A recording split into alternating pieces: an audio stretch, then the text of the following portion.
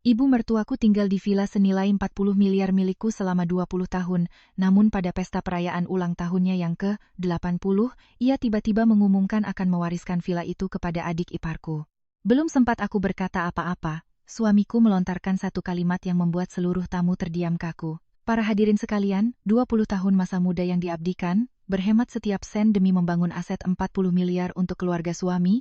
Sang menantu perempuan secara mengejutkan menelan pil pahit tepat di malam syukuran ulang tahun ibu mertuanya. Di hadapan ratusan tamu undangan, ibu mertuaku dengan lantang mengumumkan bahwa ia membalik nama seluruh villa megah itu untuk adik perempuannya yang pemalas. Saat disangka jerih payah seumur hidup akan sia-sia, sebuah dokumen perjanjian dari 2 dekade lalu tiba-tiba dibacakan dengan tenang oleh sang suami, membalikkan keadaan dalam sekejap mata. Apa yang sebenarnya terjadi? Mari kita simak kisahnya berikut ini. Embun pagi masih menempel di dedaunan pohon cempaka di depan teras rumah. Suasana tenang di kawasan pinggiran Sentul, Bogor, perlahan dipecahkan oleh suara langkah kaki yang tergesa-gesa. Hari ini adalah hari besar, hari syukuran ulang tahun ke-80 ibu mertuaku, Ibu Tari. Villa luas senilai lebih dari 40 miliar ini sejak subuh sudah dipenuhi hiruk-pikuk suara orang yang saling bersahutan. Tim catering dan dekorasi dari pusat kota Jakarta telah mendatangkan truk bermuatan meja, kursi, piring, dan tenda sejak pukul 04.00 pagi. Aku buru-buru mengikat celemek di pinggang, sibuk mondar-mandir antara area dapur dan halaman luas dengan rumput hijau yang terawat rapi. Menatap kemegahan properti ini, hatiku diliputi perasaan yang sulit diungkapkan. Setiap batang pohon, setiap helai rumput, dan setiap ubin di halaman ini memuat jejak perawatanku selama 20 tahun terakhir. Dulu, kawasan pinggiran ini masih sepi dan jalanannya berdebu. Aku dan suamiku, Mas Bima, rela datang jauh-jauh ke sini, menggulung celana hingga selutut untuk mengarahkan tukang membangun fondasi hingga atap. Kini, tempat ini telah menjadi tempat peristirahatan mewah yang membuat siapapun yang lewat berdecak kagum. Saat aku sedang asyik berpesan kepada kepala koki tentang sup krim asparagus agar pas di lidah orang tua, tiba-tiba terdengar suara nyaring yang tak asing dari arah tangga kayu jati. Ibu mertuaku muncul. Ibu Tari mengenakan kebaya beludru warna merah marun, lehernya dihiasi kalung mutiara berkilau, dan rambut sanggulnya disemprot hairspray hingga kaku sempurna. Meski telah menginjak usia 80 tahun, postur dan gayanya masih memancarkan aura otoriter yang mengintimidasi orang lain. Ia melangkah turun perlahan demi setingkat anak tangga, tatapan menyelidiknya menyapu seluruh ruang tamu yang dihiasi bunga segar. Ia mulai memberi perintah dengan lantang. Ia meminta penata bunga memindahkan vas bunga lili ke sudut kiri karena menurutnya itu lebih membawa hoki. Ia membentak beberapa asisten rumah tangga yang dianggap belum bersih mengelap debu di ambang pintu kaca. Para pekerja itu pun dengan gugup menuruti arahannya, tak ada yang berani membantah sepatah kata pun. Ibu Tari berdiri di tengah aula besar, gayanya begitu berwibawa bak seorang ratu yang sedang memeriksa kerajaannya. Aku melangkah maju dalam diam, membawakan secangkir teh herbal hangat yang masih mengepul. Dengan lembut aku mempersilakan ibu meminum teh untuk menghangatkan perut sebelum para tamu tiba.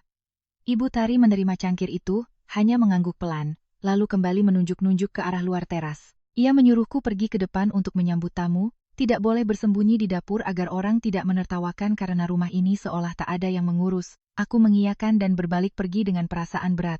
Selama 2 dekade menjadi menantu, menjadi manajer diam-diam untuk properti ini, aku tidak pernah mengharapkan pujian atau pengakuan yang berlebihan. Aku menanggung semua biaya hidup, membayar langsung gaji setiap tukang kebun, sopir, dan mengurus setiap kebutuhan makan dan tidur ibu mertuaku.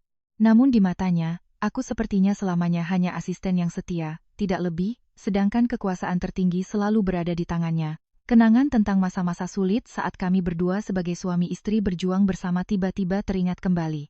Berbaur dengan musik tradisional Sunda yang mengalun dari pengeras suara di halaman, menandakan hari panjang yang penuh badai akan segera dimulai. Matahari meninggi. Sinar cerahnya menyinari halaman yang dipenuhi puluhan meja bundar dengan taplak meja merah marun. Beberapa kerabat dari pihak suami yang datang lebih awal dari kampung halaman sudah hadir. Mereka saling bersalaman dan berjalan mengelilingi taman yang luas, tak henti-hentinya memuji kemegahan rumah ini. Aku berjalan mengikuti di belakang, membawa nampan buah-buahan untuk disajikan kepada para paman dan bibi. Seorang paman tersenyum menatapku, menepuk pundakku dan memuji kami berdua sebagai pasangan hebat karena bisa membangun rumah bak istana untuk masa tua ibu. Baru saja aku hendak membalas senyumannya, suara Ibu Tari dari belakang terdengar, menutupi semua obrolan. Ibu Tari datang sambil mengipasi dirinya dengan kipas cendana. Ia tertawa lebar, suaranya lantang sengaja agar semua orang bisa mendengarnya dengan jelas. Ia mengatakan bahwa rumah ini adalah hasil keringat dan air matanya, aset yang jelas-jelas atas namanya di atas kertas hitam putih. Ia juga menekankan bahwa berkat berkah leluhur dan amal baik yang ia kumpulkan, ia bisa membeli tanah emas ini. Ia mengulang-ulang frasa rumahku, tanahku dengan kebanggaan yang tak disembunyikan.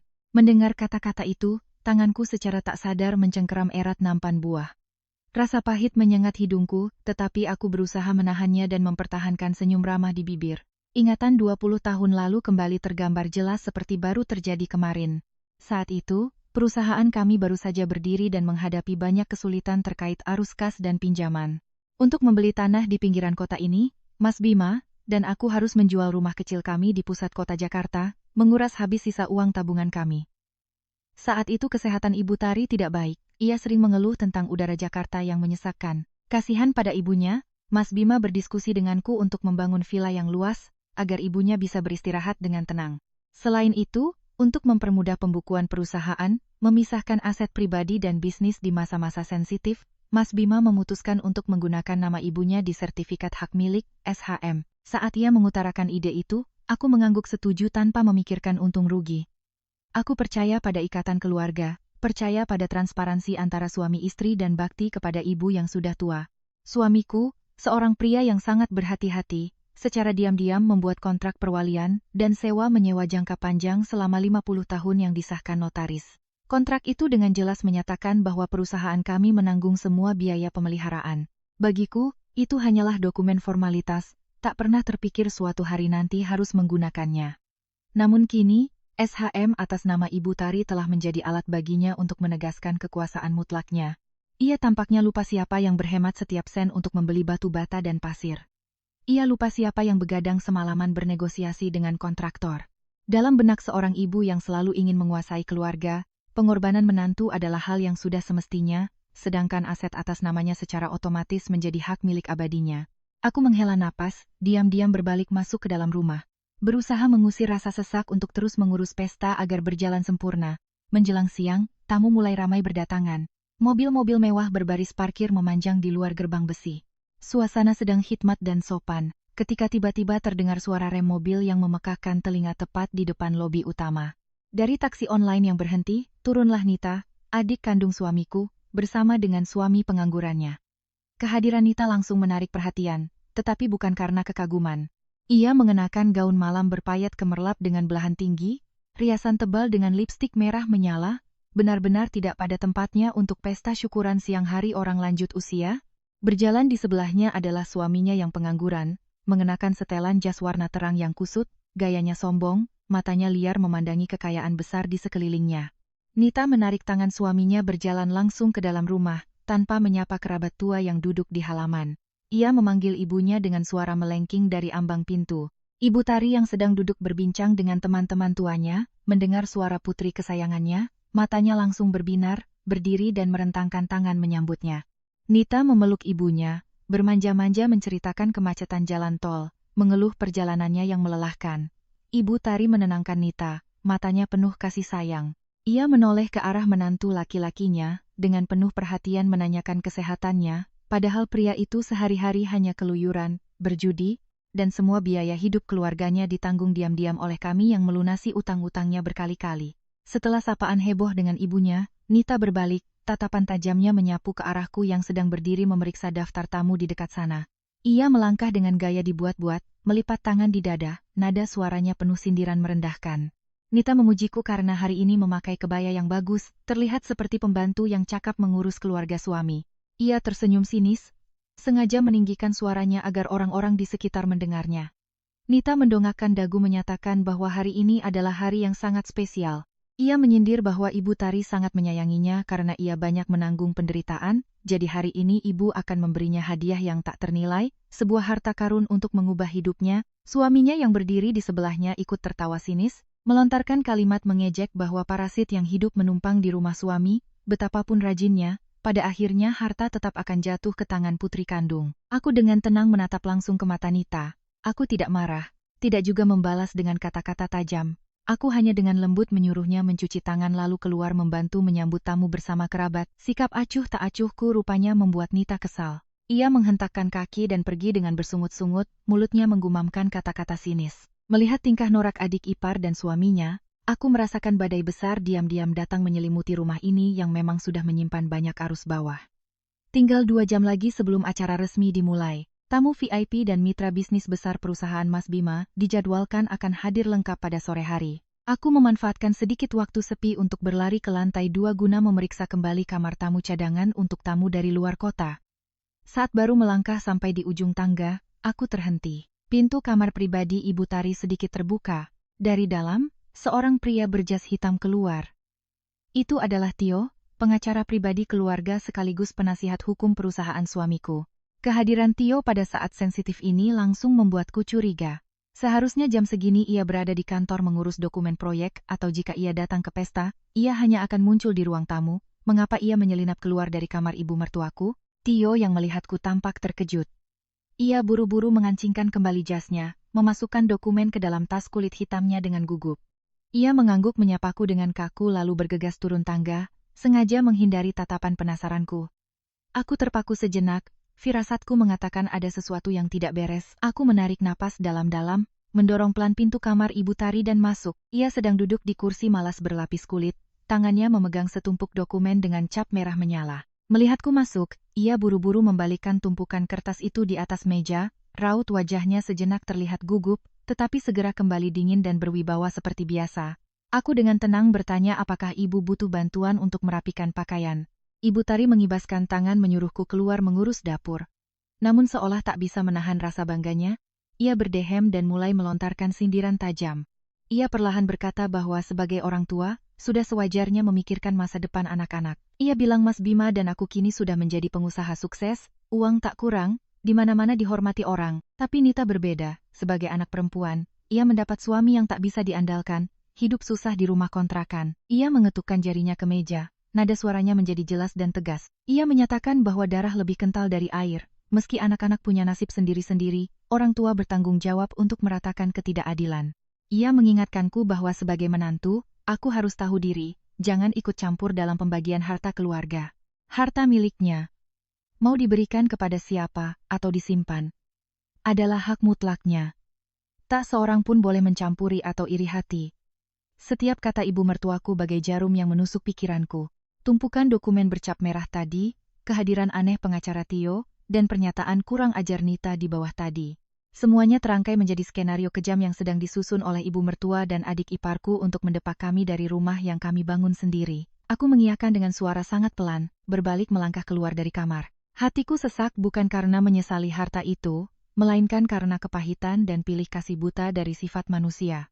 Matahari condong ke barat, sinar teriknya digantikan angin sepoi-sepoi yang bertiup dari arah danau buatan di belakang rumah.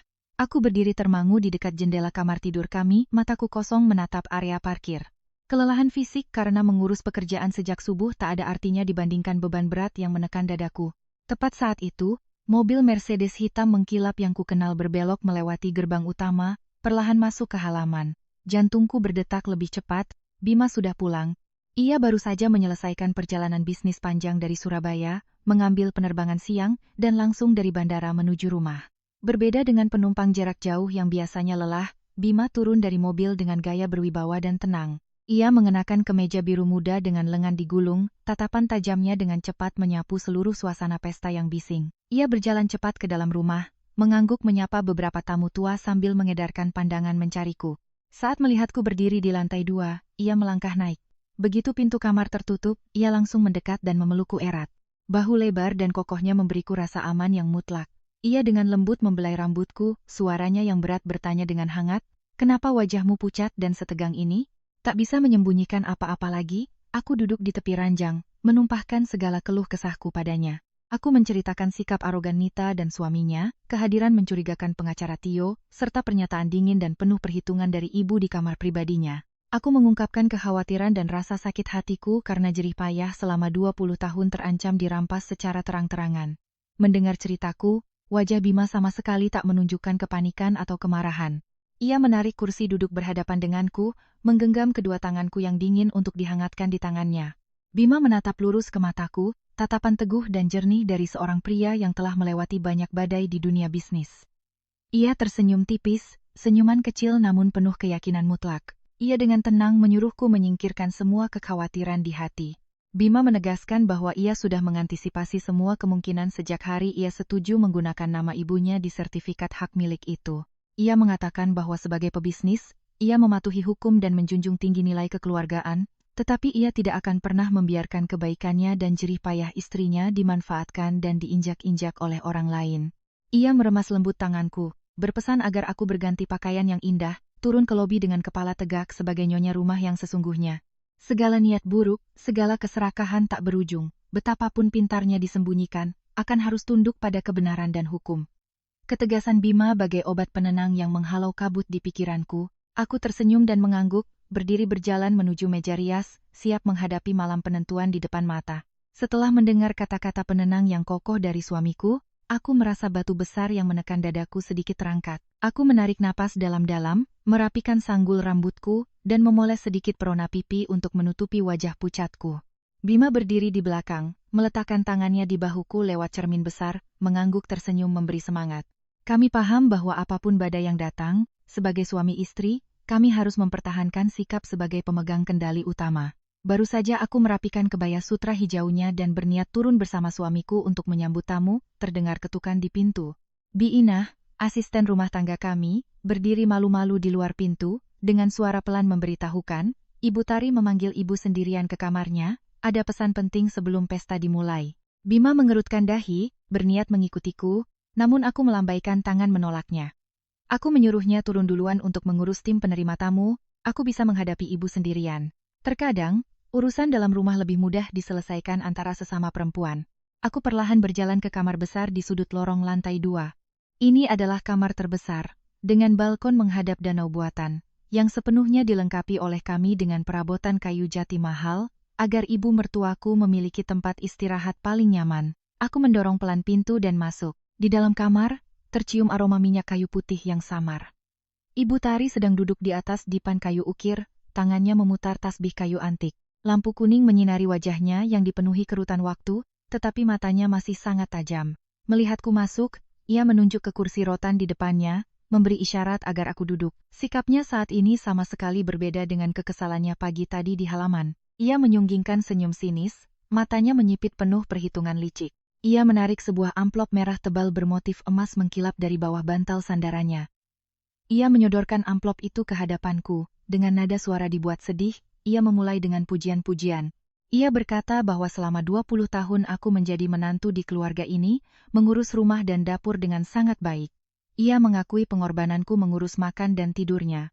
Dari saat ia sakit dirawat di rumah sakit hingga hari-hari sehatnya, ia mengatakan hari ini adalah hari bahagianya. Ia punya sedikit rezeki sebagai hadiah untuk menantu yang berbakti, sebagai ganti atas kerepotan yang telah kutanggung demi keluarga. Aku menatap tajam amplop tebal di atas meja itu. Hatiku sama sekali tidak melonjak gembira, melainkan hawa dingin yang menjalar di tulang belakangku. Aku sangat memahami karakter ibu mertuaku.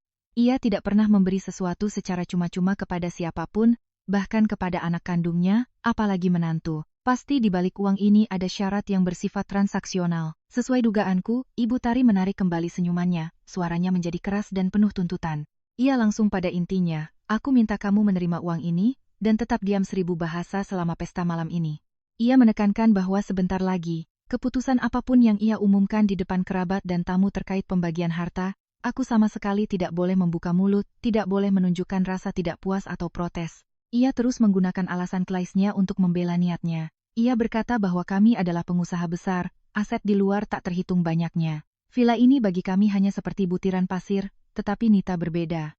Ia menikah dengan pria miskin, masa depannya suram. Ia butuh pijakan kuat untuk menjalani sisa hidupnya. Ia menggunakan otoritas sebagai ibu untuk mengancam, mengatakan bahwa menantu harus tahu diri dan mengalah pada adik, jangan serakah meraup semuanya sendiri dan dicap jahat oleh orang-orang. Aku duduk diam mendengarkan setiap patah kata yang keluar dari mulut ibu mertuaku. 20 tahun masa muda, tapi di matanya, semua itu hanya senilai amplop uang suap. Ia menyebut pengorbananku sebagai kewajiban yang wajar.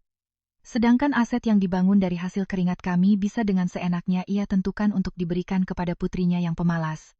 Aku berdiri dengan lembut, tanganku tak menyentuh amplop merah itu. Aku menatap lurus ke mata ibu mertuaku, berbicara dengan jelas, tanpa gentar atau segan. Aku berkata, saya sudah jadi menantu ibu 20 tahun, Mengabdi pada ibu adalah kewajiban agama. Saya tak pernah menuntut ibu untuk menggaji atau menghadiahi saya. Uang ini ibu simpan saja untuk masa tua. Adapun urusan keluarga malam ini, saya dan suami akan selalu menghormati keputusan yang benar dan masuk akal. Selesai bicara, aku menunduk pamit lalu minta izin keluar menyambut tamu. Ibu Tari melotot menatapku, wajahnya berubah dari percaya diri menjadi murka. Ia memukul dipan kayu dengan keras, menggerutu dengan kata-kata kasar. Namun aku tak menoleh ke belakang. Aku melangkah keluar dari kamar yang menyesakkan itu dengan punggung tegak.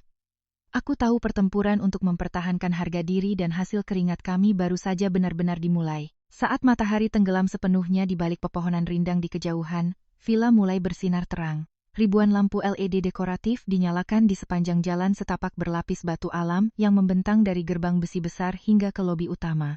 Taman seluas ribuan meter persegi kami saat ini berkilau dan megah tak ubahnya resor mewah. Pemandangan gemerlap itu terpantul di permukaan danau buatan yang tenang, menciptakan suasana yang sangat magis dan mewah.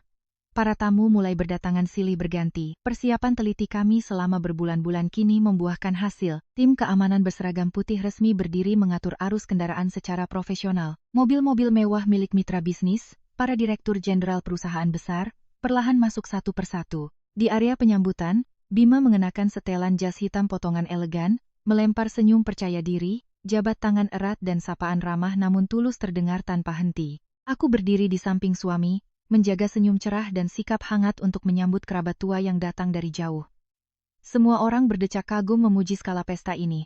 Area pesta outdoor ditata dengan lebih dari 50 meja bundar, berlapis taplak merah marun sesuai tema syukuran ulang tahun. Panggung besar didirikan dengan latar belakang gambar wayang gunungan dan kaligrafi doa panjang umur berwarna emas raksasa.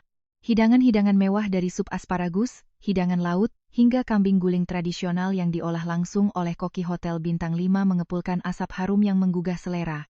Sementara kami mandi peluh berlari ke sana kemari mengatur tempat duduk tamu-tamu penting, Nita justru memilih cara tampil yang sama sekali berbeda. Ketika sebagian besar tamu sudah duduk, ia baru dengan santai menggandeng lengan suaminya turun dari lantai atas. Gaun malam berpayat gemerlap di bawah sorot lampu panggung membuatnya menyilaukan, tetapi kegemerlapan itu terasa sangat norak. Nita menyeret gaun panjangnya yang menyapu lantai, berkeliling ke setiap meja. Ia berinisiatif memegang gelas minuman mendekati meja para mitra bisnis Bima untuk bersulang.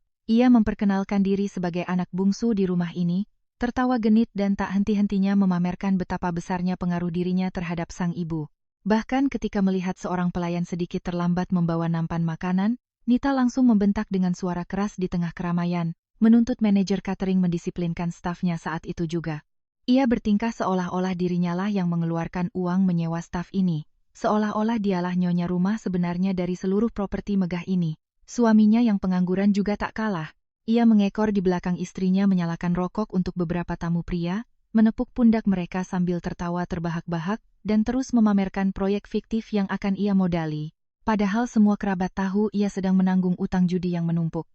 Aku berdiri dari kejauhan mengamati sandiwara konyol suami istri ini, di hatiku lebih banyak rasa kasihan ketimbang marah.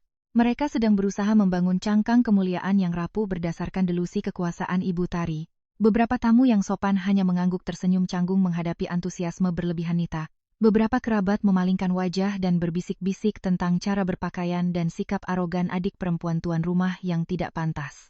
Tepat saat itu, pembawa acara dari tengah panggung mengumumkan dengan lantang melalui pengeras suara, dengan hormat mengundang seluruh tamu untuk menatap ke arah tangga lobi utama untuk menyambut tokoh utama pesta malam ini. Musik berganti ke melodi gamelan Jawa yang megah. Semua kebisingan seketika mereda. Pesta resmi dimulai dan bersamanya, skenario yang telah disusun dengan niat paling gelap juga siap dibuka. Semua lampu sorot dari berbagai sudut taman serempak tertuju ke arah pintu utama villa. Ibu Tari muncul, ia telah berganti pakaian mengenakan kebaya sutra kuning emas kerajaan, rambutnya disanggul rapi, lehernya memakai kalung emas tebal, tangannya bertumpu pada tongkat kayu berukir naga. Di kedua sisinya, dua asisten menuntunnya berjalan dengan hati-hati. Pemandangan saat itu benar-benar menyerupai kedatangan seorang ratu. Di bawah panggung, Nita dan suaminya bertepuk tangan paling keras, bersorak memberi semangat ibunya naik ke panggung kehormatan. Ibu Tari melangkah naik ke panggung dengan gaya lambat namun sangat mantap. Ia menerima mikrofon dari pembawa acara, menatap ke arah lebih dari 500 tamu yang duduk memenuhi deretan meja pesta.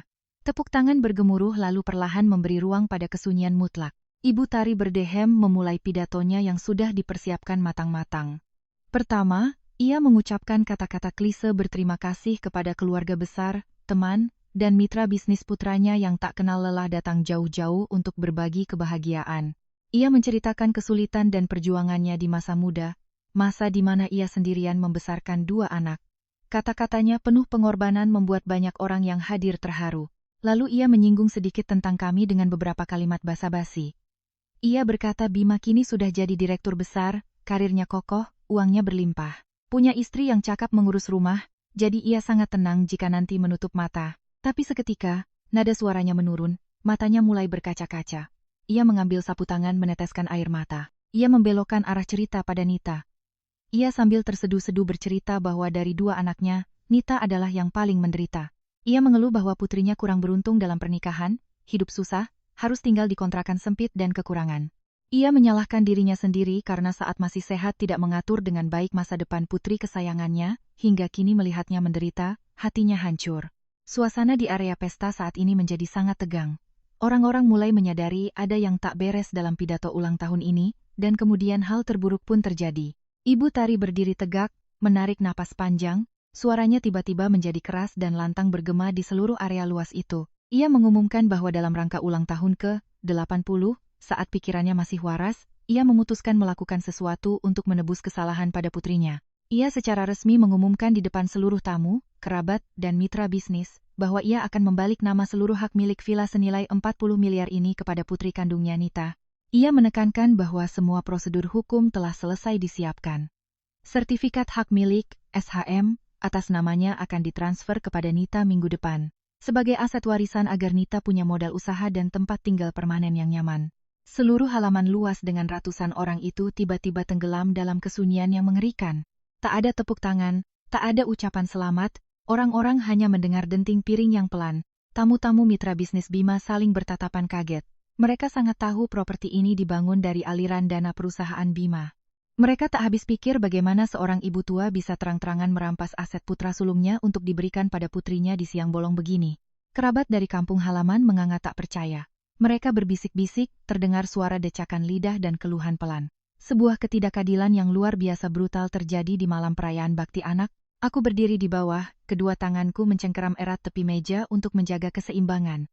Meskipun Mas Bima sudah memperingatkan sebelumnya, meski aku sudah menyiapkan mental menghadapi kemungkinan terburuk, tapi saat mendengar sendiri ibu mertuaku mengumumkan dengan begitu jelas dan berdarah dingin, hatiku tetap teriris. Perasaan dikhianati, dirampas secara terang-terangan hasil kerja keras 20 tahun masa mudaku, membuatku pusing. Aku melirik Bima, suamiku tetap berdiri melipat tangan, wajahnya tak berubah pucat, matanya sedingin es menatap lurus ke panggung. Tepat setelah gema dari pernyataan Ibu Tari berhenti, Nita bagai pegas yang ditekan lama akhirnya terpental. Ia mengangkat ujung gaun berpayetnya, berlari terbirit-birit naik ke atas panggung. Tak peduli pada sopan santun atau rasa malu di depan umum, Nita memeluk ibunya sambil menangis terseduh-seduh. Tangisannya melalui mikrofon terdengar melengking dan penuh kepalsuan. Ia terus-menerus mengucapkan terima kasih, bersumpah akan merawat ibunya seumur hidup di villa ini. Tapi saat memeluk ibunya, mata Nita yang dirias tajam terbuka lebar, melirik langsung ke arahku berdiri. Tatapan itu tidak mengandung rasa syukur atau kerendahan hati, melainkan membara oleh keangkuhan kemenangan. Itu adalah tatapan orang yang baru saja merebut mahkota, menantang pihak yang digulingkan. Ia menyeringai, senyum sinis penuh niat jahat yang hanya bisa dilihat jelas olehku dan dirinya. Tak membiarkan suasana mereda, suami Nita juga bergegas berlari naik ke podium. Ia merebut mikrofon dari tangan MC yang berdiri mematung di sebelahnya. Wajah pria itu mengkilap oleh keringat, setelan jasnya yang kusut tampak semakin konyol di bawah sorotan lampu terang. Ia berdehem, memulai pidato sanjungan yang sangat tak tahu malu. Ia memuji Ibu Tari sebagai ibu mertua paling hebat di dunia, bagai malaikat penolong yang punya mata batin melihat kebenaran. Ia meracau bahwa Tuhan itu adil, orang baik dan pekerja keras seperti istrinya akhirnya mendapat balasan setimpal. Tapi tampaknya sanjungan saja tak cukup memuaskan sifat siriknya. Ia mulai membelokkan cerita untuk menyerang kami secara langsung. Ia meninggikan suaranya, menunjuk ke arah tempat kami berdiri.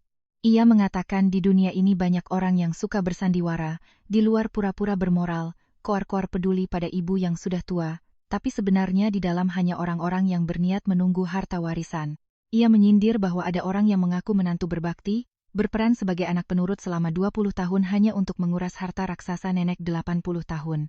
Ia menepuk dada menyebut dirinya miskin tapi jujur, tidak licik dan tak hidup menumpang di keluarga istri seperti orang lain. Kata-kata kasar tak berpendidikan dari pria pengangguran itu bergema ke seluruh taman. Tamu-tamu VIP perusahaan mulai mengerutkan kening merasa tak nyaman. Mereka berbisik-bisik. Ada seorang paman yang emosi berniat berdiri memarahi pria itu karena kurang ajar dan memfitnah kakaknya di depan umum, namun orang di sebelahnya segera menarik bajunya menahan. Suasana pesta syukuran yang seharusnya hangat dan penuh kekeluargaan, kini berubah menjadi komedi konyol yang beracun. Aku merasa darahku mendidih ke ubun-ubun. Hinaan dari suami Nita seperti sabetan parang tepat di kehormatan dan kebanggaanku. Benalu sesungguhnya, orang yang setiap bulan harus menadahkan tangan menerima uang dari kami untuk membayar utang judi, kini berdiri di tempat tinggi melontarkan fitnah kotor kepada penolongnya. Hatiku bergejolak, tanganku gemetar karena marah. Aku berniat melangkah maju untuk membongkar kedok pasangan serakah dan tak tahu malu itu, untuk melempar tumpukan bukti transfer pelunasan utang selama 10 tahun terakhir ke wajah mereka. Tapi tepat saat aku akan melangkah, sebuah tangan besar dan hangat menggenggam erat pergelangan tanganku. Bima, suamiku, meremas pelan tanganku, menyalurkan kekuatan penahan yang gigih. Ia menunduk berbisik di telingaku, suaranya berat dan dingin bak logam. Ia menyuruhku tetap diam, tak perlu berdebat dengan orang-orang dangkal. Biarkan ia sendiri yang menyelesaikan semuanya. Genggaman tangannya menyadarkanku. Aku menarik napas dalam, menelan amarahku, mengangkat kepala tinggi-tinggi menghadapi tatapan penasaran orang banyak, menanti serangan balik dari pria yang telah melindungiku separuh hidupku. Suara bisik-bisik dari ratusan tamu semakin membesar, menciptakan suara bising yang menyelimuti seluruh taman bercahaya. Sindiran dari suami Nita masih menggantung di udara, menciptakan suasana yang sangat mencekam dan tegang. Para tamu terbagi dalam beberapa opini, ada yang penasaran, ada pula yang marah demi memihak kami. Di tengah situasi itu, Bima melepaskan tanganku. Ia menarik napas dalam-dalam, merapikan kerah jasnya. Lalu dengan gaya yang sangat santai dan tenang, ia melangkah menuju tangga panggung. Tidak ada kemarahan atau ketergesa-gesaan dalam setiap langkahnya. Bima berjalan dengan postur layaknya direktur utama yang sedang memasuki ruang rapat direksi untuk mengatasi krisis media. Ketenangannya yang tak biasa membuat kerumunan seketika terdiam. Semua mata tertuju pada sosok tinggi besar dan tegap yang perlahan mendekati 3 orang yang sedang berdiri pongah di atas panggung. Ia mendekati adik iparnya, tanpa berkata apa-apa, hanya mengulurkan tangan meminta kembali mikrofon. Tatapan mata tajam dan penuh wibawa dari pria yang malang melintang di dunia bisnis selama bertahun-tahun itu membuat adik iparnya gentar. Pria itu dengan gugup dan patuh menyerahkan mikrofon, mundur ke belakang Nita dengan pengecut. Memegang mikrofon di tangan, Bima menghadap ke arah hadirin. Ia mengangguk ringan, tersenyum sopan, dengan suara berat nan hangat menyampaikan permintaan maaf kepada para tamu terhormat, karena harus menyaksikan sedikit kekacauan dalam internal keluarganya. Kata-katanya yang sopan seketika meredakan ketegangan di bawah panggung. Setelah itu ia berbalik menghadap ibu kandungnya. Ia sama sekali tidak meninggikan suara, tidak menyalahkan Ibu Tari sepatah kata pun soal pemindahan nama villa, atau ketidakadilannya. Perlawanannya adalah senjata sunyi yang tajam hingga ke tulang. Ia tersenyum menatap ibunya, suaranya sangat lembut dan sopan layaknya anak yang sedang berbicara pada ibunya yang sudah tua. Ia bertanya dengan sangat pelan. Ia bertanya, Ibu memutuskan menyerahkan rumah ini pada Nita agar ia punya tempat berlindung. Keputusan ibu itu lahir dari rasa sayang, Bima sama sekali tidak keberatan. Ibu berhak menentukan aset atas nama ibu, tapi Bima ingin bertanya, apakah ibu sudah paham biaya operasional untuk properti 40 miliar ini? Ibu Tari sedikit tertegun melihat sikap tenang aneh putranya, tapi kemudian ia mendongakkan kepala, mengira Bima sedang ketakutan di depan orang banyak sehingga harus mengalah. Ia menjawab dengan lantang, suaranya masih penuh otoritas. Ia bilang biayanya seberapa sih, paling hanya listrik, air, dan gaji beberapa pembantu. Ia terang-terangan berkata di depan wajah Bima, bahwa selama ini perusahaan yang membayar, maka meski Nita yang jadi pemiliknya, sebagai kakak, Bima tentu saja tetap punya kewajiban mentransfer uang setiap bulan untuk mengurus ibu dan melindungi adiknya. Mendengar itu, Bima tertawa pelan, tawa yang getir. Ia berbalik menghadap semua tamu undangan dan menghadapi langsung keserakahan ibunya tanpa batas. Ia mulai merinci, suaranya bergema menyebutkan setiap kata dengan jelas. Ia menunjuk ke arah danau buatan dan sistem lampu LED, memberitahukan bahwa tagihan listrik dan air tempat ini tak kurang dari 30 juta setiap bulannya. Ia menunjuk ke arah staf berseragam putih, memberitahukan total gaji untuk tim keamanan 24 jam, 3 asisten rumah tangga, dan 2 tukang kebun profesional yang merawat tanaman mahal. Total alokasi gaji setiap bulannya hampir 60 juta. biaya bahan kimia pembersih kolam renang, pupuk organik untuk taman anggrek, pemeliharaan sistem kayu jati asli di dalam rumah. Semua itu adalah angka yang sangat besar. Setelah selesai merinci, ia menatap lurus ke mata Nita lalu menatap Ibu Tari. Ia dengan tenang menyimpulkan masalah dengan satu pertanyaan telak. Ia bertanya pada ibunya, berdasarkan aturan moral atau hukum dari mana yang memaksa seseorang harus mengeluarkan lebih dari 90 juta setiap bulannya dari kantong keringatnya sendiri untuk mensubsidi dan merawat aset yang telah dirampas secara terang-terangan untuk diberikan pada orang lain? Seluruh area itu sekali lagi tenggelam dalam kesunyian. Tapi kali ini adalah kesunyian dari kepala-kepala yang sedang berhitung dan menyadari betapa konyolnya rencana perampasan harta dari ibu dan anak itu. Wajah sombong Nita mulai berubah pucat pasi. Suaminya di belakang menganga, berkeringat dingin.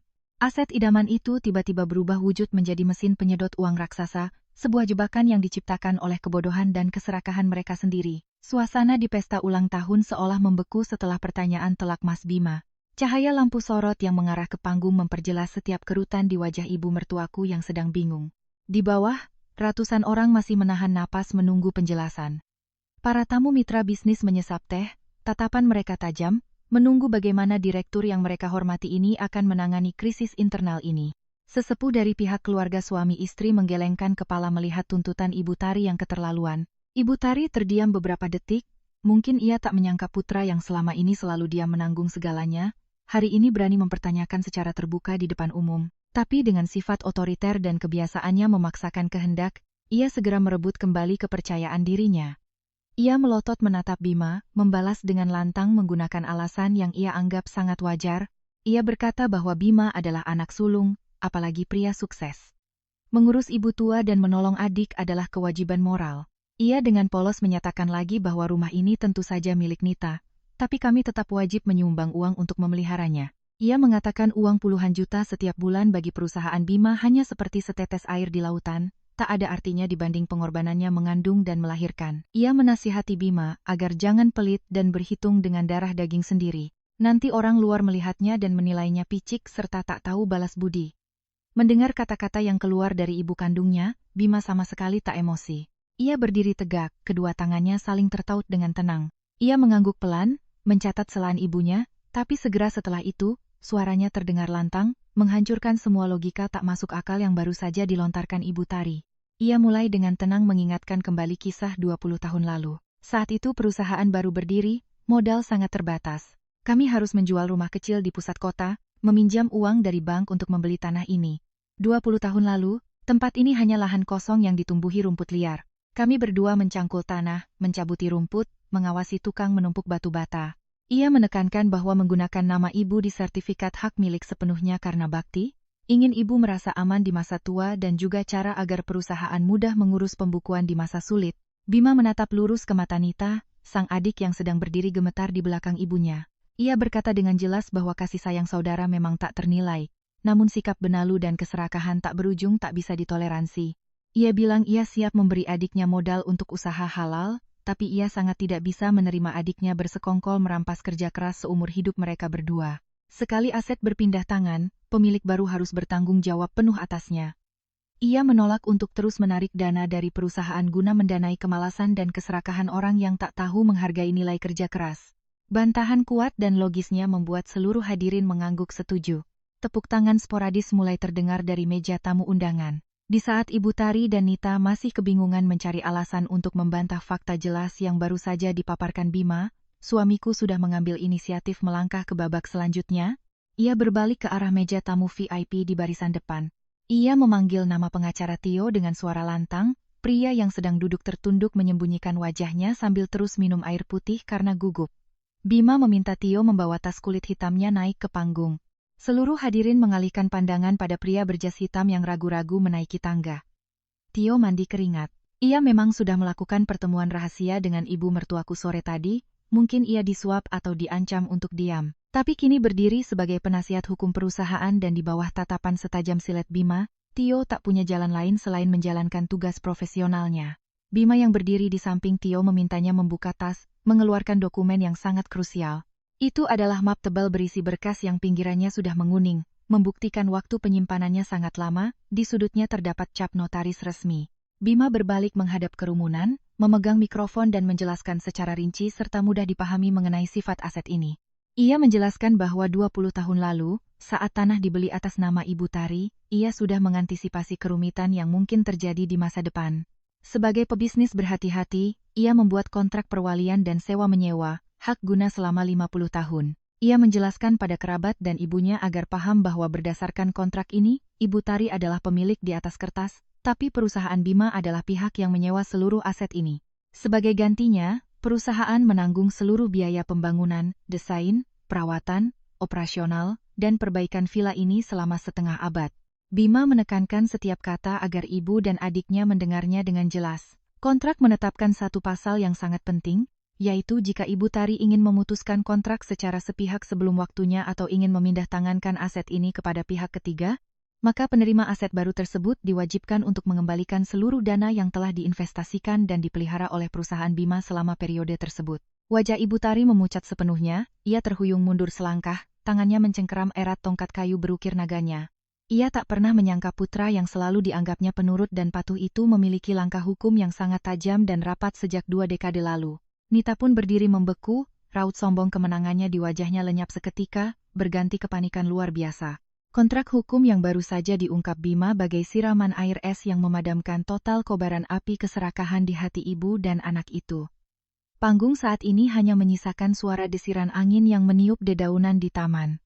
Ratusan orang di bawah pun seolah berhenti bernapas menunggu pengacara Tio membacakan detail kontrak. Tio mengeluarkan sapu tangan menyeka keringat di dahi, membenarkan kacamata minusnya, lalu perlahan membuka tumpukan kertas itu. Ia berdehem dan mulai membacakan setiap poin dengan gaya profesional orang hukum. Tio menjabarkan faktur dan kwitansi yang telah disimpan rapi selama 2 dekade. Ia membacakan dengan jelas jumlah biaya pembangunan awal, lalu biaya perawatan rutin untuk sistem listrik dan air, biaya penggantian furnitur kayu jati kelas atas yang aus dimakan usia. Selanjutnya adalah gaji yang dibayarkan untuk tim keamanan, asisten rumah tangga, dan tukang kebun profesional. Tio tak melewatkan satu pengeluaran pun, termasuk pajak bumi dan bangunan PBB, tahunan, biaya kebersihan kolam renang, dan perawatan taman. Tio membalik halaman berikutnya, membaca bagian dendawan prestasi atau pelanggaran kontrak. Ia menjelaskan bahwa tindakan Ibu Tari membalik nama properti secara sepihak kepada Nita berarti melanggar komitmen sewa 50 tahun.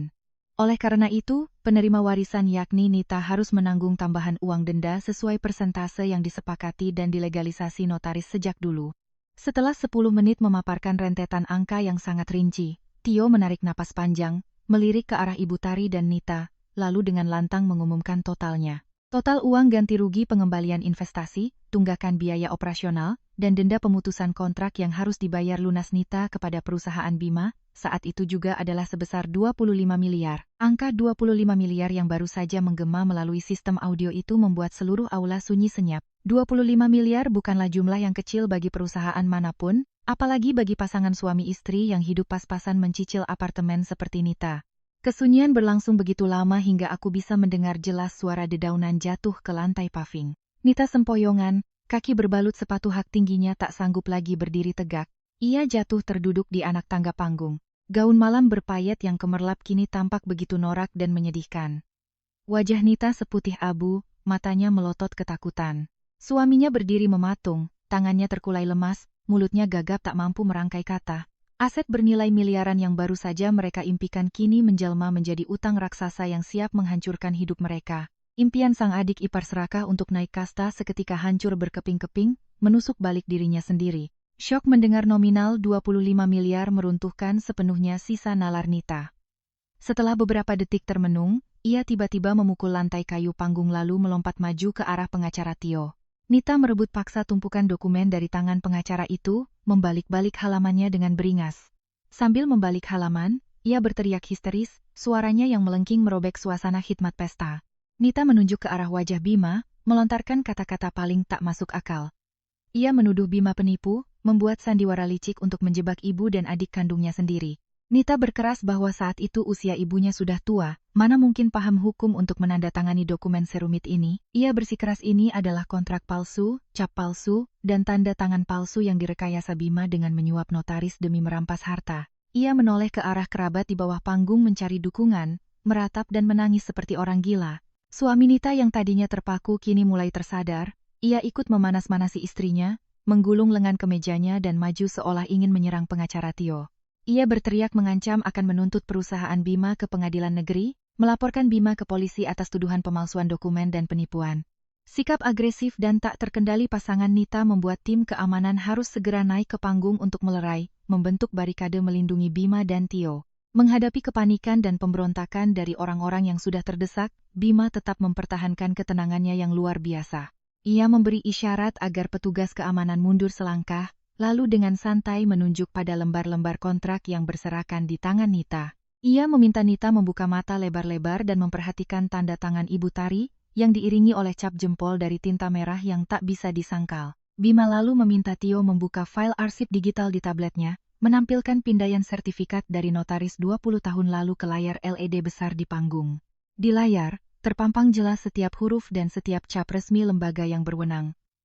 Bima dengan suara tajam memperingatkan Nita bahwa ia adalah pengusaha yang jujur dan taat hukum. Ia tak pernah melakukan hal kotor seperti memalsukan stempel. Kontrak ini dibuat bukan untuk menjebak keluarga, melainkan sebagai benteng perlindungan atas keringat dan air matanya serta istrinya dari intrik hati manusia yang tak bisa ditebak. Semua bukti nyata di depan mata telah menghancurkan seluruh argumen lemah dan upaya menutupi kebenaran dari sang adik ipar serakah. Ketika semua bukti hukum berbalik melawannya, Ibu Tari tahu rencana merampas rumah untuk putrinya telah gagal total. Ia tak bisa lagi mempertahankan wibawanya sebagai nyonya besar. Sebagai gantinya, ia menggunakan trik lama yang selalu dipakainya saat kalah berdebat. Ia membuang tongkat naganya, duduk mengemper di lantai panggung, memukul-mukul pahanya dan mulai menangis meraung-raung. Tangisannya terdengar memilukan. Ia mengungkit jasa mengandung 9 bulan 10 hari. Jasa menahan lapar dan haus menyekolahkan Bima hingga sukses. Ia berteriak menuduh putra sulungnya anak durhaka, punya uang dan kuasa lalu menindas ibu tuanya yang berambut putih. Ia mengeluh, "Pak Juma, tuh mengatakan Bima telah mendorong ibu dan adik kandungnya ke jurang, memaksa mereka menanggung utang jatuh dari langit." Ia menciptakan adegan yang sangat tragis demi memancing rasa iba dari kerabat sesepuh di bawah panggung, berharap menggunakan tekanan moral agar Bima mundur dan merobek kontrak tersebut. Melihat ibu mertua berguling menangis, melihat adik ipar yang berdiri gemetar menyandar di dinding, amarahku memuncak hingga ke ubun-ubun. Selama 20 tahun, aku selalu memerankan menantu yang sabar. Aku menelan semua kekesalan demi menjaga keharmonisan keluarga, agar suamiku tenang membangun karir. Tapi hari ini kebejatan mereka sudah melewati batas kesabaran manusia. Kesabaranku telah habis. Aku melangkah langsung dari bawah ke atas panggung. Aku melewati barikade petugas keamanan, merebut mikrofon dari tangan Bima. Tanganku mencengkera mikrofon begitu kuat hingga buku-buku jariku memutih. Aku menarik napas panjang menahan agar air mata kekesalanku tidak tumpah. Aku menatap lurus ke wajah ibu mertuaku dan Nita, lalu dengan suara lantang bergema ke seluruh taman. Aku menuntut ibu mertua menghentikan sandiwara tangisannya. Dengan tegas aku membeberkan semua fakta yang kusimpan rapat selama 2 dekade. Aku merinci dengan jelas setiap uang yang kuantar sendiri ke rumah sakit untuk membayar ruang VIP terbaik bagi Ibu Tari setiap kali ia jatuh sakit. Aku menyebutkan obat-obatan herbal mahal seperti ginseng dan sarang burung walet yang harus kupesan dari luar negeri untuk memulihkan kesehatan ibu. Lalu aku menyoroti Nita. Dengan suara lantang aku bertanya apakah Nita ingat utang sebesar 2 miliar 5 tahun lalu yang harus dilunasi oleh siapa ketika preman datang menagih utang judi suaminya. Aku bertanya apakah ia ingat uang pangkal sekolah internasional kedua anaknya setiap tahun ditransfer oleh tangan kakak iparnya ini? Aku mengungkit malam-malam tanpa tidur menghitung pembukuan perusahaan, menghitung setiap sen keuntungan untuk mempertahankan hidup mewah Ibu Tari dan melunasi utang Nita yang menumpuk. Aku menegaskan bahwa bakti bukan berarti membiarkan orang lain menginjak-injak hasil keringat dan martabat kita. Pembongkaranku yang tajam bagai palu godam yang menghantam, menelanjangi kemunafikan dan kebejatan manusia-manusia yang selalu menggunakan nama keluarga untuk mengisap darah orang lain. Seluruh aula sunyi senyap hingga terasa sesak. Tak seorang pun berani bersuara menghadapi penderitaan nyata dan luapan emosi kuat dari menantu yang bekerja keras itu. Suasana taman yang luas seolah membeku setelah kata-kata tajam yang kuluapkan dari lubuk hati. Angin malam masih bertiup lembut menggoyangkan dedaunan cempaka, tapi sejuknya udara tak mampu mengusir ketegangan yang menyelimuti semua orang di pesta itu. Suara tangisan histeris ibu mertuaku tiba-tiba terasa sumbang dan sangat tidak pantas. Para kerabat sesepuh di bawah panggung tak ada yang maju untuk membujuk atau membantunya berdiri. Mereka hanya menggelengkan kepala, tatapan mereka dipenuhi rasa prihatin bercampur teguran terhadap ibu mertua yang terlalu buta karena sikap pilih kasih. Aku berdiri di tempat tinggi, Tanganku masih mencengkeram erat mikrofon. Napasku memburu, dadaku naik turun setelah rentetan panjang menumpahkan semua kekesalan yang terpendam selama 2 dekade. Melihat wajah Nita yang cemong oleh air mata dan riasan, serta sosok ibu mertua yang hancur, hatiku sama sekali tak merasakan secercah pun kepuasan. Sebaliknya, ada kesedihan mendalam, keprihatinan atas ikatan keluarga yang cacat akibat uang dan keserakahan. Tapi aku sadar betul saat ini bukan waktunya untuk melankolis. Toleransiku di masa lalu telah menciptakan bencana hari ini, dan akulah yang harus turun tangan mengakhiri rantai tragedi ini. Aku menoleh ke arah suamiku. Mas Bima masih berdiri di sana, bahunya yang bidang dan tatapannya yang kokoh seolah menjadi benteng yang tak tertembus. Tatapannya penuh pengertian dan dukungan mutlak. Ia mengangguk kecil, menyerahkan sepenuhnya wewenang untuk menentukan nasib malam ini padaku. Mendapat persetujuan dari pendamping hidupku, aku menarik napas dalam, memusatkan seluruh tenaga dan ketegasanku ke dalam suaraku, mengeluarkan ultimatum yang tak terbantahkan. Aku berbicara dengan lantang, setiap kata bergema melalui sistem pengeras suara hingga terdengar ke telinga semua orang. Aku menyatakan bahwa kami berdua tak pernah berniat berebut harta dengan ibu atau adik. Jika ibu sudah bertekad menyerahkan villa senilai 40 miliar ini pada Nita, kami sangat menghargai keputusannya. Malam ini juga, saat pesta ini selesai, kami akan langsung naik ke atas untuk mengemasi barang-barang pribadi kami dan pergi dari tempat ini. Kami akan mengembalikan seluruh ruang hidup ini kepada pemilik barunya. Saat aku melontarkan kalimat pergi malam ini juga, terdengar suara decak kaget dari arah deretan meja pesta. Mungkin tak ada yang menyangka aku akan mengambil tindakan setegas dan sefrontal itu. Meninggalkan rumah bakistana megah yang kubangun dengan tanganku sendiri selama 20 tahun, hanya dalam semalam adalah sesuatu yang butuh keberanian luar biasa. Tapi bagiku, rumah ini kini telah ternoda oleh perhitungan dan pengkhianatan licik. Batu bata dan dahan pohon tak bersalah, tapi manusia yang tinggal di dalamnya telah menghilangkan kehangatan keluarga. Aku tidak ingin tinggal sedetik pun lebih lama untuk berbagi udara dengan orang-orang yang berniat merampas kerja keras keluargaku. Tapi itu belum semuanya. Aku melangkah maju, berdiri di tepi panggung, menatap langsung ke mata Nita yang terbelalak ketakutan. Suaraku sedingin es memecah kesunyian. Aku menegaskan satu-satunya syarat yang mengiringi kepergian kami. Aku menuntut Nita sebagai pemilik baru properti ini untuk mematuhi kewajiban hukum yang tertera pada kontrak perwalian dan sewa. Aku dengan lantang memberikan batas waktu, kuberikan Nita waktu tepat 3 hari. Dalam 3 hari terhitung sejak detik ini, Nita wajib mengumpulkan dana sebesar 25 miliar untuk melunasi biaya pemeliharaan, operasional tertunggak, dan denda wan prestasi kepada perusahaan Mas Bima. Aku menunjuk ke arah pengacara Tio, menegaskan bahwa semua prosedur hukum sudah ditangani oleh kantor pengacara. Jika setelah 3 hari rekening perusahaan belum menerima dana 25 miliar secara utuh, kami akan langsung mengajukan gugatan ke pengadilan niaga. Kami akan memohon penyitaan seluruh aset, mengeksekusi putusan sesuai undang-undang yang berlaku, dan Nita akan dihadapkan pada ancaman pidana jika ada indikasi memindahtangankan aset atau menghindari tanggung jawab utang. Nita menganga, menutupi wajah dengan kedua tangannya, tak sepatah kata pun sanggup ia keluarkan untuk membantah. Bibirnya yang berlipstik merah menyala bergetar hebat, suaminya yang berdiri di belakang ikut menciut, keringat membasahi kemeja di balik jasnya yang kusut. Mereka dulu mengira kami berdua sangat mementingkan harga diri dan tak berani memperpanjang masalah ke ranah hukum karena takut malu.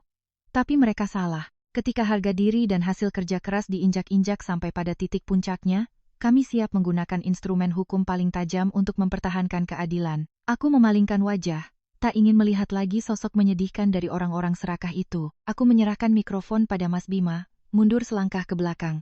Tugasku sebagai istri dan menantu yang telah kehabisan kepercayaan telah selesai. Ultimatum telah dijatuhkan. Bola tanggung jawab kini sepenuhnya berada di tangan ibu mertua dan adik iparku yang licik. Mereka ingin istana. Mereka harus membayar harga yang sepadan. Melanjutkan pernyataanku yang setajam pisau, Bima perlahan maju. Gayanya masih mempertahankan ketenangan yang menakutkan khas orang yang mengendalikan setiap permainan di dunia bisnis. Ia tak perlu berteriak, tak perlu pula menunjukkan kemarahan. Lewat kata-kata singkat dan realistis, ia melontarkan hukuman terakhir, memotong habis sumber ilusi Ibu Tari dan Nita. Bima memegang mikrofon, suaranya berat tapi berbobot ribuan ton. Ia menghadap ke tim manajemen asisten yang berdiri menunduk di sudut taman lalu mengarahkan tatapan pada ibunya dan Nita. Ia secara resmi memutus seluruh aliran bantuan finansial yang masuk ke villa ini dan keputusan itu berlaku efektif mulai besok pagi. Ia menjelaskan secara rinci perubahan prosedur operasional. Selama ini, bagian keuangan perusahaannya selalu memotong dana otomatis setiap bulan untuk membayar semua tagihan dan gaji karyawan rumah ini. Tapi mulai besok jam 08.00 pagi, semua perintah transfer otomatis itu akan dibatalkan sepenuhnya. Kontrak sewa telah diputus sepihak oleh ibunya demi memberikan hak milik pada Nita. Karena itu, perusahaannya tak lagi punya kewajiban hukum atau moral untuk terus menanggung biaya raksasa ini. Bima mulai membedah satu persatu biaya agar Nita sadar akan jerat yang baru saja ia kalungkan di lehernya sendiri. Ia dengan lantang memberitahu Nita bahwa mulai besok ia harus memegang uang tunai sendiri untuk melunasi tagihan. Pertama, tagihan listrik ribuan lampu LED di taman, biaya listrik filter kolam renang 24 jam, biaya air penyiram rumput hektaran dan ratusan pohon hias mahal. Biaya pengeluaran wajib ini setiap bulannya sekitar 30 juta. Belum berhenti di sana, Bima menunjuk 10 orang pekerja yang bertugas di properti ini. Ia menunjuk satpam berseragam putih, ibu-ibu asisten rumah tangga, dan para tukang kebun. Ia memberitahukan Nita bahwa gaji bulanan tim profesional ini ditambah uang makan mereka mencapai 60 juta. Ia menyimpulkan masalah dengan satu pengumuman dingin dan paling kejam bagi situasi Nita saat ini. Ia mengumumkan bahwa mulai besok, Nita harus mencari uang tunai sebesar 90 juta secara rutin setiap bulan hanya untuk menjaga pemandangan dan kebutuhan hidup minimal di tempat ini. Jika telat membayar listrik dan air, PLN dan PDAM akan otomatis memutus layanan. Jika tak ada uang bayar gaji, seluruh satpam dan asisten rumah tangga akan langsung berkemas dan pergi. Mendengar nominal 90 juta, yang harus dibayar per bulan beserta utang raksasa 25 miliar yang menggantung di kepalanya, sisa-sisa tenaga Nita lenyap tak tersisa. Lututnya lemas, ia jatuh terkulai di lantai kayu panggung. Gaun malam berpayat kemerlapnya mekar di lantai bagai bunga yang layu. Ia memegangi dada, bernapas tersengal, kedua matanya melotot kosong menatap ruang hampa. Mimpi menjadi nyonya rumah mewah seketika berubah jadi mimpi buruk mengerikan, memeras habis setiap sisa harapan dan arogansi palsunya. Ibu tari yang duduk mengemper di sebelahnya panik melihat putri kesayangannya jatuh dan segera mengulurkan tangan memeluknya. Ia mendongakkan mata tuanya yang penuh keriput menatap Bima, tatapannya memohon belas kasihan, tetapi Bima memalingkan wajah. Hati pria yang lapang dada itu telah tertutup setelah menyaksikan langsung kekejaman dan keserakahan darah dagingnya sendiri. Keputusan telah diambil. Perintah telah diturunkan, tak ada tawar-menawar, tak ada ruang untuk kelemahan. Hukuman finansial ini adalah pelajaran termahal tentang kemandirian dan akibat dari sikap benalu yang diberikan Bima pada adik perempuannya yang licik. Suasana pesta ulang tahun kini runtuh sepenuhnya. Panggung bercahaya dengan latar belakang meriah terlihat sangat ironis di depan tragedi keluarga yang terbuka lebar. Alunan gamelan halus dari pengeras suara mewah tak mampu menutupi kecanggungan dan ketegangan yang menyelimuti puluhan meja pesta. Di atas meja, hidangan mahal seperti sup asparagus dan kambing guling telah mendingin, tak ada seorang pun yang berselera menyentuhnya. Para tamu menyadari bahwa masalah ini sudah melewati batas sekadar debat internal keluarga. Pengungkapan kontrak hukum, utang 25 miliar, dan pemutusan aliran dana oleh Direktur Bima telah mengubah pesta ini menjadi miniatur sidang pengadilan niaga. Para mitra bisnis besar dan tamu VIP paham bahwa kehadiran mereka saat ini hanya akan menambah rasa malu tuan rumah. Mereka mulai saling bertukar pandang, mengangguk memberi isyarat. Satu persatu, para direktur utama dan pengusaha sopan itu berdiri. Mereka berjalan mendekati Bima, menjabat tangannya erat-erat. Tak seorang pun menyinggung insiden yang baru saja terjadi di panggung. Dengan kepekaan pengusaha berpengalaman, mereka hanya mengucapkan salam pamit singkat, beralasan ada jadwal dinas mendadak atau urusan keluarga mendesak untuk pamit lebih awal.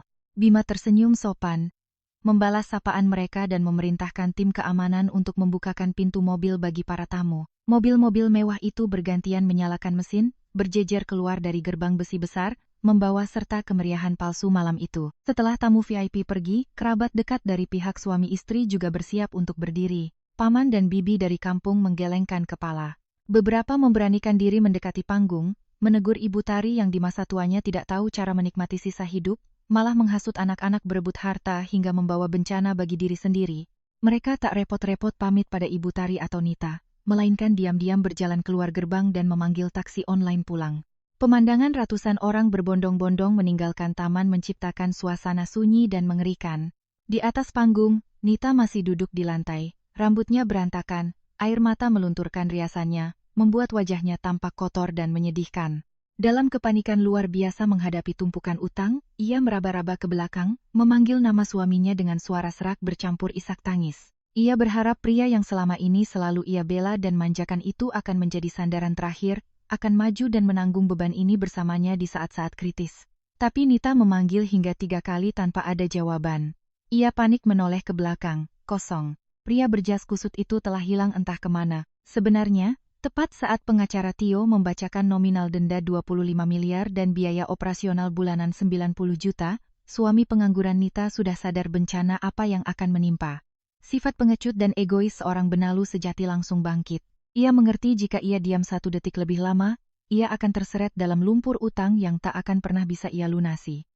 Ia juga akan kehilangan jatah uang jajan hariannya. Memanfaatkan momen saat semua mata tertuju pada perdebatan antara kami dan Ibu Tari, pria itu diam-diam mundur di balik dekorasi panggung. Ia menyelinap melewati meja-meja kosong, merunduk menyusuri pagar tanaman yang dipangkas rapi. Dengan langkah mengendap-endap seperti pencuri, ia kabur lewat pintu belakang khusus karyawan, meninggalkan istrinya yang jatuh pingsan dan ibu mertuanya yang tua di tengah reruntuhan, akibat keserakahan mereka sendiri. Pelarian pengecut suaminya itu adalah pukulan telak terakhir yang menghancurkan sisa-sisa kebanggaan Nita.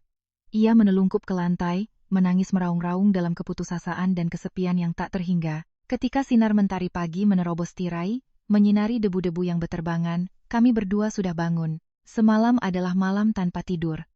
Aku dan Bima sama-sama berbaring diam, menatap langit-langit kamar, tenggelam dalam pikiran yang berkecamuk. Villa yang dulu penuh tawa seketika terasa sangat dingin dan asing. Kami menarik koper-koper besar ke tengah kamar, diam-diam memasukkan pakaian dan barang-barang pribadi. Aku dengan hati-hati melepaskan figura foto pernikahan kami di dinding, membungkusnya dengan bubble wrap. Semua perabotan mahal, lukisan berharga, dan vas keramik antik kami biarkan pada posisi aslinya. Kami pergi dengan tangan kosong, persis seperti hari pertama kali kami datang untuk membabat tanah ini, hanya membawa kenangan pribadi dan harga diri yang tak bisa ditukar dengan apapun. Saat menarik koper menuruni tangga kayu jati, pemandangan memilukan tersaji di depan mata. Ibu Tari duduk termangu di atas dipan di tengah ruang tamu. Kebaya kuning emas semalam masih menempel di badannya, kusut dan berantakan. Sanggulnya telah kempes menutupi dahinya, matanya sembab karena begadang, tangannya gemetar memutar tasbih tapi bibirnya tak lagi menggumamkan doa. Di halaman, adegan perpisahan sedang berlangsung. Bi Inah sang asisten rumah tangga, sopir tua, dan 2 pemuda tukang kebun sedang mengangkat tas dan ransel berjalan keluar menuju gerbang utama.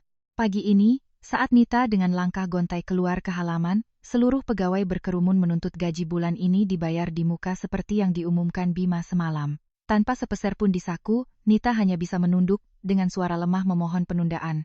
Mengetahui kondisi finansial majikan baru mereka hancur, para pekerja itu tidak bodoh untuk tinggal dan bekerja tanpa dibayar. Mereka segera membereskan barang, memutuskan pergi saat itu juga mencari pekerjaan baru. Ibu Tari menatap kepergian para pelayan keluar gerbang, meninggalkan halaman yang penuh daun kering dan sampah sisa pesta yang belum dibersihkan siapapun.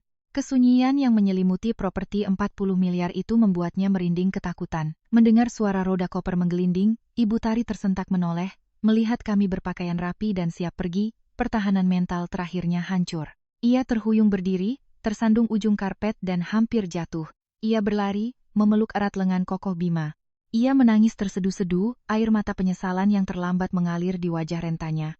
Ia meratap pilu, memanggil Bima sebagai putra kesayangannya. Ia mengaku salah, mengatakan dirinya sudah pikun, termakan hasutan Nita sehingga berbuat gegabah. Ia memohon agar Bima tetap tinggal, tidak membiarkan ibunya sendirian di rumah besar nan sepi ini. Ia bersumpah akan memaksa Nita mengembalikan surat-suratnya, semua akan kembali seperti semula. Bima akan tetap menjadi kepala keluarga di rumah ini.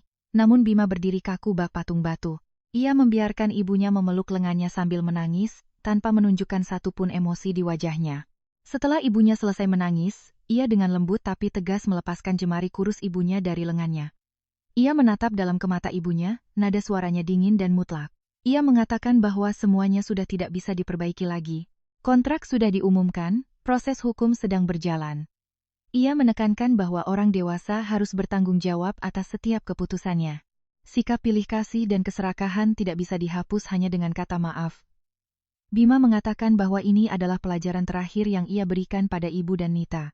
Pelajaran mahal tentang harga dari uang yang dihasilkan lewat keringat dan air mata, serta konsekuensi dari menginjak-injak jerih payah orang lain. Setelah berkata demikian, ia menggenggam erat tanganku, menarik koper melangkah mantap keluar menuju mobil yang sudah menunggu. Kami meninggalkan villa besar itu di belakang, membawa serta semua perhitungan picik, dendam, dan pengkhianatan, untuk terus melangkah maju mencari kedamaian batin. Waktu berlalu cepat, tak terasa 6 bulan telah lewat sejak malam perayaan ulang tahun yang mengubah segalanya. Kami kini tinggal di sebuah apartemen mewah di pusat kota Jakarta. Hidup baru ini, meski tidak seluas villa di Sentul, namun memberikan rasa lega yang luar biasa. Tak ada lagi tekanan harus mengelola aset raksasa, tak ada lagi beban perhitungan dari keluarga suami. Kami punya lebih banyak waktu bersama, berjalan sore, dan memasak makanan sederhana yang hangat. Adapun Nita, kehidupannya jatuh ke dalam tragedi seperti yang sudah diramalkan. Tanpa kucuran dana dari kami, denda pemutusan kontrak dan biaya operasional yang tertunggak mencapai 25 miliar menjadi vonis hukuman mati bagi keuangannya. Perusahaan Bima dengan bimbingan pengacara Tio telah menjalankan prosedur hukum secara ketat untuk didaftarkan ke pengadilan. Di bawah tekanan hukum dan ancaman pidana atas penipuan penggelapan aset jika ia terus berkelit, Nita tak punya pilihan lain. Untuk mendapatkan uang demi membayar sebagian kecil kerugian awal, Nita terpaksa menjual apartemen murahnya dengan harga miring. Ia dan suaminya bercerai tak lama kemudian. Suami pecundang itu pergi tanpa pamit sejak malam ia kabur dari pesta. Nita membawa kedua anaknya menyewa kontrakan kumuh di gang sempit. Setiap hari ia harus banting tulang bekerja serabutan, merasakan pahit getirnya kehidupan nyata demi mencari uang receh untuk memberi makan anak-anaknya. Villa senilai 40 miliar miliknya, karena tak terurus, lambat laun dipenuhi rumput liar, listrik dan air diputus sepenuhnya. Akhirnya, untuk melunasi utang raksasa kepada perusahaan Bima, villa itu dilelang oleh pihak bank sesuai dengan putusan pengadilan negeri. Ibu Tari juga harus mengemasi barangnya dan pindah ke kamar kontrakan sempit bersama Nita, menjalani sisa usia senjanya dalam penyesalan dan kemiskinan yang mencekik. Pada suatu pagi di akhir pekan musim kemarau, udara Bogor terasa sejuk dan cerah. Bima mengajakku jalan-jalan ke daerah pinggiran untuk mencari angin segar. Mobil meluncur mulus melintasi jalanan yang tak asing, melewati deretan pohon mahoni yang rimbun. Jantungku tiba-tiba berdebar kencang saat melihat Bima memutar kemudi memasuki jalan kecil menuju villa lamaku. Mobil berhenti tepat di depan gerbang besi megah itu. Pintu gerbang terbuka lebar, tamannya telah dipangkas rapi, rumput hijaunya basah oleh embun pagi, dan permukaan danau memantulkan cahaya mentari pagi. Semuanya tersaji indah dan bersih, persis seperti masa-masa saat aku siang malam merawatnya. Aku menatap suamiku dengan kebingungan, belum paham apa yang sedang terjadi. Bima tersenyum lembut, matanya berbinar kebahagiaan. Ia meraih tanganku, mengajakku turun dari mobil. Dari tas kulit andalannya, ia mengeluarkan sebuah dokumen sertifikat hak milik, SHM, bersampul hijau yang masih berbau tinta baru, terbungkus plastik rapi. Ia meletakkan SHM itu di telapak tanganku. Dengan tangan gemetar, kubuka dokumen itu. Di halaman keterangan kepemilikan tanah dan bangunan, nama pemilik sah tunggal yang dicetak tebal dan jelas adalah Lina. Itu adalah namaku. Bima memeluk bahuku, suara hangatnya berbisik di telingaku. Ia menceritakan bahwa melalui status hukum perusahaan, ia telah mengikuti lelang resmi bank dan membeli kembali villa ini secara sah dan transparan. Kali ini, tidak ada lagi perwalian atau belas kasih pada siapapun. Ia memutuskan membalik nama seluruh aset raksasa ini hanya atas satu nama. Orang yang telah memberikan masa mudanya untuk membangun tempat ini, orang yang benar-benar pantas menikmati hasil dari keringat dan air matanya. Aku menyandarkan kepalaku di dadanya, air mata bahagia menetes tanpa suara. Masa-masa penuh badai telah kutinggalkan di belakang. Tidak ada pembalasan dendam yang keji, hanya hukum karma yang adil berjalan sesuai orbitnya. Mereka yang serakah telah menerima pelajaran untuk sadar akan nilai sebuah kerja keras. Sementara mereka yang berhati baik, rela berkorban, dan menghargai kasih sayang seperti kami, akhirnya kembali menemukan kedamaian yang sejati. Ini menandai awal mula yang baru, utuh dan sempurna di tempat yang menyimpan ribuan kenangan ini. Para pemirsa yang budiman, menutup kisah penuh liku dari keluarga Ibu Lina dan Bapak Bima, mungkin kita semua memendam perenungan mendalam tentang hubungan keluarga dan nilai uang. Kisah tadi bukan sekadar drama yang menguliti keserakahan manusia, melainkan pelajaran sangat berharga tentang bagaimana kita harus bersikap di dunia ini. Kita menyadari bahwa darah lebih kental dari air dan ikatan keluarga itu suci tak ternilai harganya. Namun, kita tidak boleh menggunakan kedok keluarga untuk melindungi kemalasan atau membenarkan perampasan keringat dan air mata orang lain. Kesabaran dan pengorbanan seorang perempuan hanya akan bermakna jika diberikan kepada orang-orang yang bisa menghargainya. Di sisi lain, kehidupan selalu memiliki hukum sebab akibat yang sangat adil. Fondasi yang dibangun di atas intrik licik dan kepicikan, cepat atau lambat akan hancur lebur di hadapan kebenaran dan keadilan. Setinggi apapun istana harta itu, jika tak dibangun dengan keringat kerja keras yang jujur, ia hanyalah istana pasir yang dengan mudah disapu ombak kenyataan. Semoga melalui kisah ini, Kita semua selalu mengingatkan diri sendiri untuk hidup jujur, mandiri, dan menghargai hasil kerja keras orang di sekitar kita. Karena kebahagiaan yang kekal selalu menjadi milik hati yang baik, yang tahu berbakti dan membalas budi, tetapi memiliki keberanian untuk mempertahankan kebenaran. Terima kasih banyak kami ucapkan kepada pemirsa yang telah meluangkan waktu mendengarkan kisah hari ini. Kami doakan semoga Anda sekeluarga senantiasa diberikan kesehatan, kedamaian di dalam rumah tangga, dan kebahagiaan yang berlimpah.